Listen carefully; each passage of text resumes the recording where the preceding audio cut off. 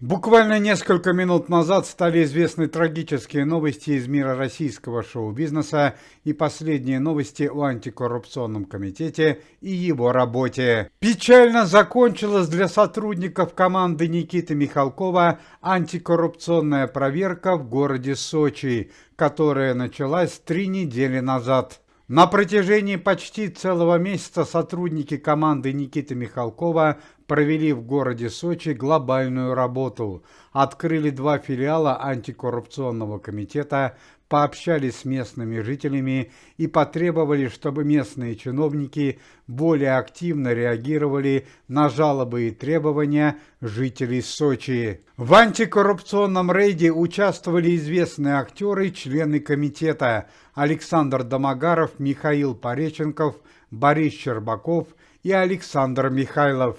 Антикоррупционная проверка уже подходила к концу и оставался заключительный этап – проверка развлекательных ночных заведений городов Сочи и Адлера. После проверки нескольких ночных клубов сотрудники антикоррупционного комитета выявили грубые нарушения и вызвали полицию, а сами направились в город Адлер, где остановились на время проверки. Однако доехать до города Адлера членам антикоррупционного комитета было не суждено. По некоторым данным, ночные клубы, которые проверяли сотрудники организации Никиты Михалкова, принадлежат известному криминальному авторитету Карге Сочинскому, которому очень не понравилось, что сотрудники организации стали проверять его владения, и он решил перейти к ответным действиям. В 6 утра по местному времени на трассе Сочи-Адлер служебную машину антикоррупционного комитета подрезали 2 черных джипа, из которых вышли вооруженные люди в черных масках и открыли огонь на поражение. В автомобиле антикоррупционного комитета находились известные артисты Александр Михайлов, Борис Щербаков, Александр Домогаров и Михаил Пореченков, а также водитель-охранник, бывший участник спецоперации, кавалер Ордена Мужества Сергей Никольский, который трагически погиб в первые минуты нападения. Поразительнее всего, что рядом с местом конфликта находились 2 полицейские машины, однако стражи порядка не только не вмешались в чрезвычайную ситуацию, а поспешили ретироваться с места трагического события. В результате трагического нападения, помимо смерти охранника, критические ранения получил известный актер Борис Щербаков. Серьезно ранен Александр Домогаров.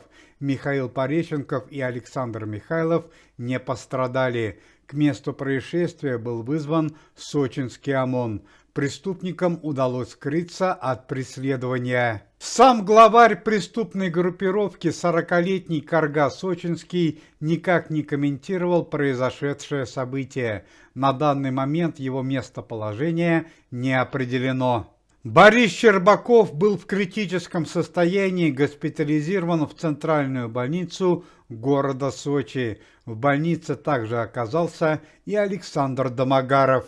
Но и по традиции последние новости о антикоррупционном комитете и его работе. На этой неделе филиалы антикоррупционного комитета были открыты в городах Одинцово и Пскове. На данный момент на территории Российской Федерации уже 59 филиалов команды Никиты Михалкова. Актер Максим Дрозд, получивший несколько месяцев назад тяжелые ранения, сегодня утром был выписан из больницы, окончательно поправился и приступил к исполнению своих должностных обязанностей. Организация по борьбе с преступностью и коррупцией во главе с Никитой Михалковым начинает очередную антикоррупционную глобальную проверку в Татарстане, в городах Казани и Набережные Челны.